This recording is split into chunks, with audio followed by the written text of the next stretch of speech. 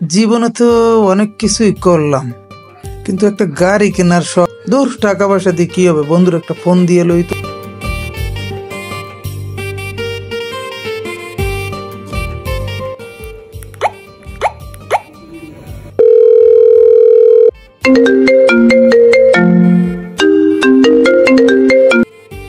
সালাম আলাইকুম বন্ধু।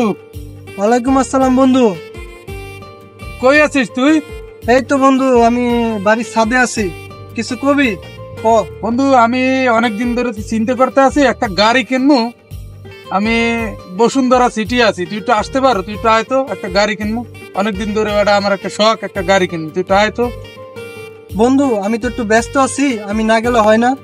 চাই তোর না, আমি চাইতেছি তোর নিয়ে গাড়িটা কিনি। তুই একটু আয় না, আয় দি বসুন্ধরা, আয় বসুন্ধরা সিটি, এখানে আছি। আচ্ছা বন্ধু, ঠিক আছে, আমি আইতাছি, তুই আয়। ঠিক আছে, চালু করে আবি, সময় করবি না বেশি। হ্যাঁ, চালু করে আবি, ঠিক আছে, রাখতে।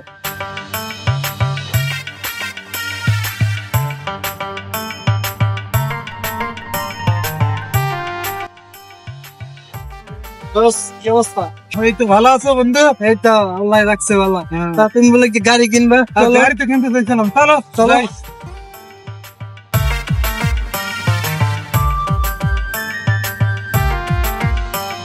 দোস্ত, শেষ মুহূর্তে এই গাড়িটা কিনে এলাম, ভালো হইলো না? দোস্ত, তুমি জিতছো এই গাড়িটা কিন না। তোমার মতো আমার একটা চিন্তা শখ আছে।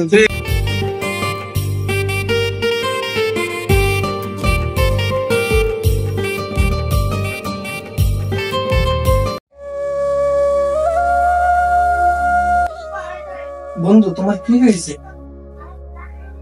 আমার তো বন্ধু বড় ধরনের একটা রোগ হয়েছে।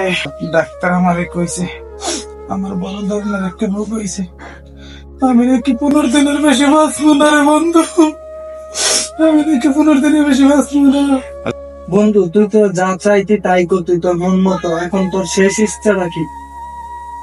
বন্ধু, আমার কোনো শেষ ইচ্ছা নাই। আমার একটাই চাওয়া, সুস্থ স্বাভাবিক ভাবে ছিলাম। আমার আর কোনো শেষ ইচ্ছা নাই।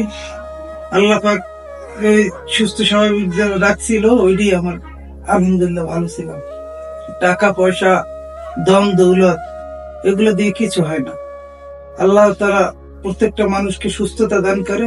মানুষ যে সুস্থতা থাকে, এইটাই হচ্ছে সবচেয়ে বড় নিয়ামত বন্ধু। এর থেকে আর বড় নিয়ামত কিছু হইতে পারে না।